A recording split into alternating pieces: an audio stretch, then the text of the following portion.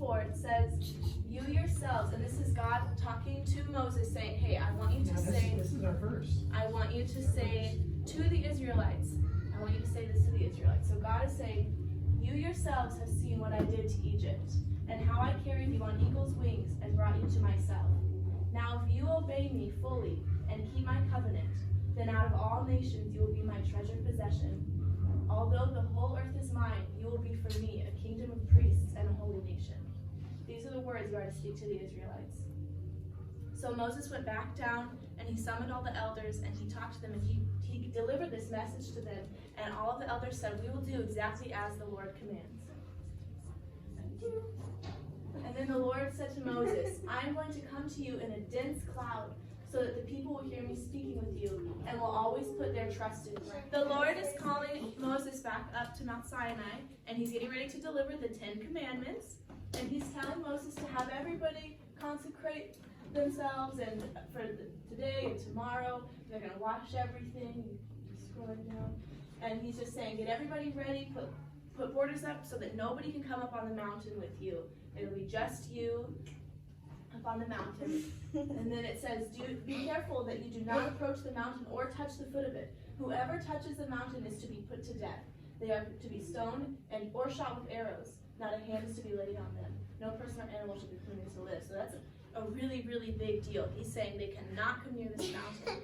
And later, further on, it says that they will be injured if they are in the presence of God. So God's trying to protect them because they aren't ready to be in his presence like that.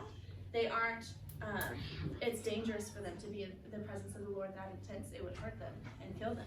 So he's saying they cannot come up on the mountain. This is saying only when the ram's horn sounds a long blast may they approach the mountain. So that's an ending to, so they can't touch the mountain, but then once they hear the ram's horn blast, then they're allowed to come back to the mountain. So this says on the 3rd day there was thunder and lightning. Trying to make thunder and lightning sounds. So that's what all the Israelites were hearing, and they were seeing these big clouds on top of the mountain, and Moses was going up that mountain. He was going to go speak to God, and he was just walking into this huge cloud of the Lord's presence. Was God mad?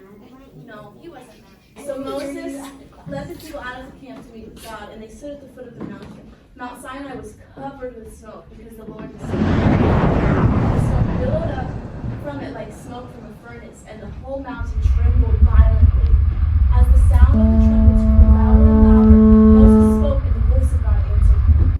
The Lord descended to the top of Mount Sinai and called to Moses to the top of the mountain. So Moses went up, and the Lord said to him, go down and warn the people so they do not force their way through to see the Lord, and many of them perished. Even the priests who approach the Lord must consecrate themselves, or the Lord will break out against them. Moses said to the Lord, dare not come up Mount Sinai, because you yourself have warned us, put limits around the mountain, and set it apart as holy. The Lord replied, go down and bring Aaron up with you, but the priests and the people must not force their way through to come up to the Lord, or he will break out against them. So Moses went down and told them. So Moses went up and down the mountain a lot of times. Can you imagine how tired he would be? And God spoke all these words. I am the Lord your God who brought you out of Egypt and out of the lands of slavery. What in the world? So here we go. Here's the first commandment. Here. You shall have no other gods before me. Second commandment. You shall not make for yourself an image in the form of anything in heaven above, or in the earth beneath, or in the waters below. You shall not bow down to them or worship them, for I, the Lord your God, am a jealous God, punishing the children for the sin of the parents, to the 3rd and 4th generation of those who hate me, but showing love to 1,000 generations of those who love me and keep my commandments. 3rd commandment, you shall not misuse the name of the Lord your God, for the Lord will not hold anyone guiltless who misuses his name. Remember, this is the 4th commandment, remember the Sabbath day and keep it holy. 6 days you shall labor and do all your work, but the 7th day is a Sabbath to the Lord your God.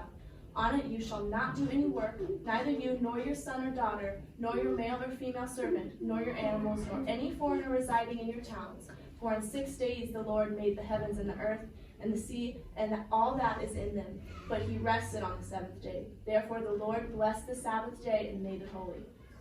5th commandment, honor your father and your mother, so that you may live long in the land the Lord your God is giving you.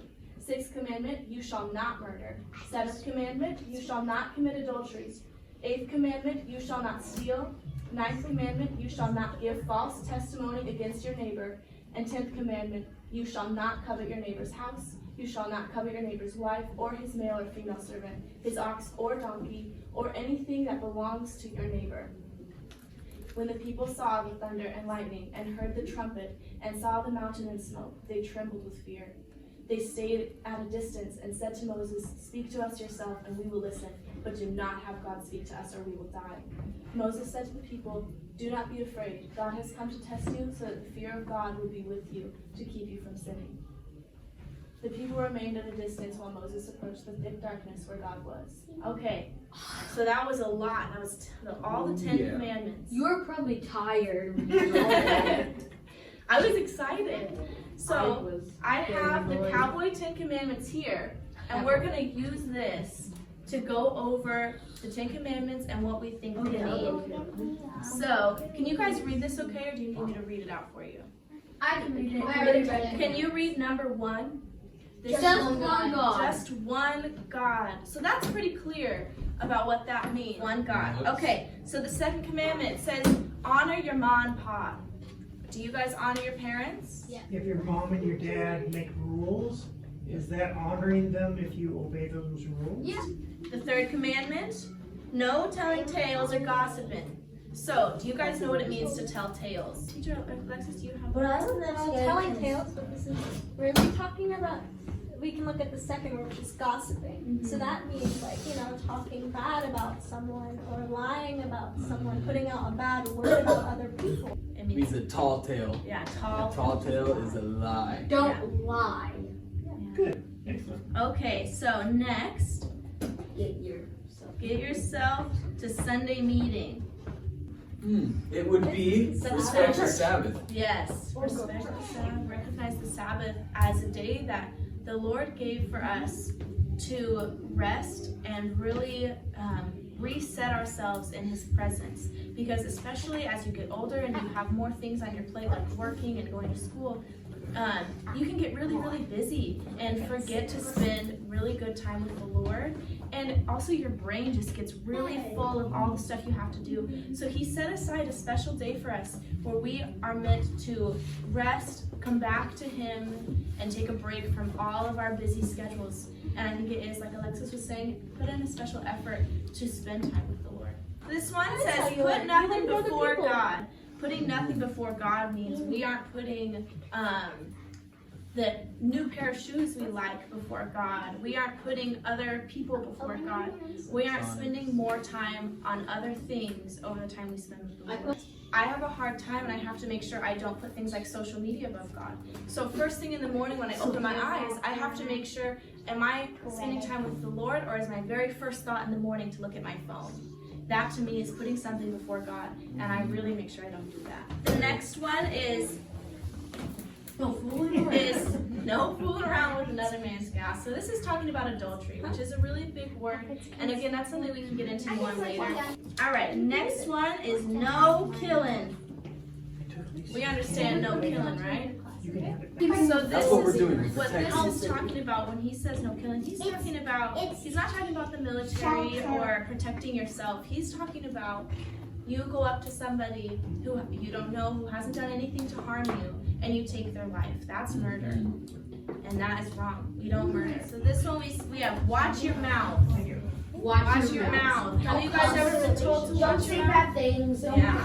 Don't say the Lord's name in vain. Don't say the Lord's name in vain. That's a big one. Don't say bad words. Yes. Don't say bad words. Yeah. Don't take what ain't yours. No stealing. No stealing. Has anybody in here ever stole something? Yeah. And it doesn't feel good, does it? It feels really bad. Yeah. And it feels bad when you do it. It doesn't feel good in your heart. You know you did something wrong. And then the other person, you lose trust. Hey, Gavin. Yeah. I stole my bag of Takis. Okay, last one, guys. Last one. Don't Don't be hankering for your buddy's stuff. So in the scripture it said, do not covet your neighbor's wife, your neighbor's oxen, your neighbor's house, all those things. So covet means to want what somebody else has. Yeah, kind of like Yeah, feeling- jealous. And it's different between covenant. A covenant is a promise from God. To covet something is to Yeah. want it, keep it in your Yeah. mind.